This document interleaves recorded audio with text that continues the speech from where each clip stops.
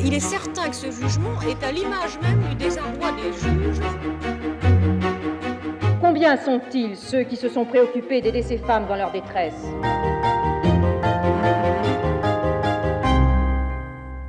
À l'époque, pour pouvoir avorter, il fallait infecter l'utérus. Une partie des femmes mourrait de septicémie. Au total, on évalue à une femme par jour qui mourrait des suites des IVG intempestives. Je suis une sage-femme et je ne comprenais pas comment on pouvait être à la fois professionnel de santé et laisser faire des pratiques qui étaient autour de la mort des femmes.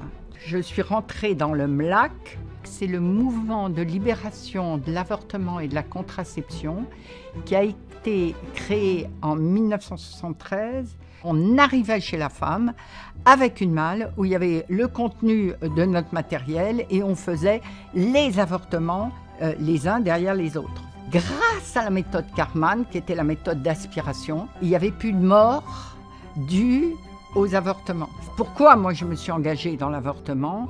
C'est parce que j'ai vu les conséquences de ces avortements. Je comprends qu'aucune ne veut mourir, qu'entre la vie et la mort, puisqu'elles ont été là-dedans, les femmes vont toujours choisir la liberté. Et il a donc fallu que je fasse un choix, et ce choix je l'ai fait. Je ne le regrette pas. L'IVG, elle est dépénalisée en 1975.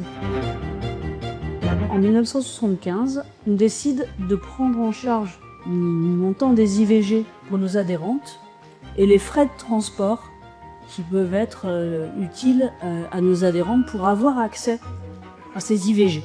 Tout est parti des professionnels de santé de ces établissements de santé. C'est eux qui ont impulsé finalement l'engagement de la mutuelle sur le sujet de l'IVG. Mon engagement pour la santé des femmes en général, l'interruption volontaire de grossesse en particulier, il est d'abord un engagement citoyen. C'est venu après, effectivement, l'engagement médical. L'interruption volontaire de grossesse était un moyen de ne pas nuire à des personnes en leur imposant des conditions qui étaient absolument indignes et insupportables. En dehors du combat pour la santé, je pense que les droits des femmes ne sont jamais quelque chose d'acquis. Il y a un an, MJN s'exprimait en faveur de la constitutionnalisation du droit à l'IVG, tout en rappelant la nécessité de protéger l'accès à ce droit. Il est extrêmement important que des institutions fortes comme la MJN luttent pour cette défense des droits des femmes. Le remboursement est un acte de justice sociale. Travailler pour la MJN qui a toujours pris en compte la santé des femmes en général, l'IVG en la remboursant avant tout le monde, 7 ans avant que l'assurance maladie la rembourse, c'est quelque chose de magnifique dans une carrière professionnelle. Le droit à l'avortement reste un combat toujours d'actualité et MJN sera un partenaire des mouvements féministes pour poursuivre ces combats.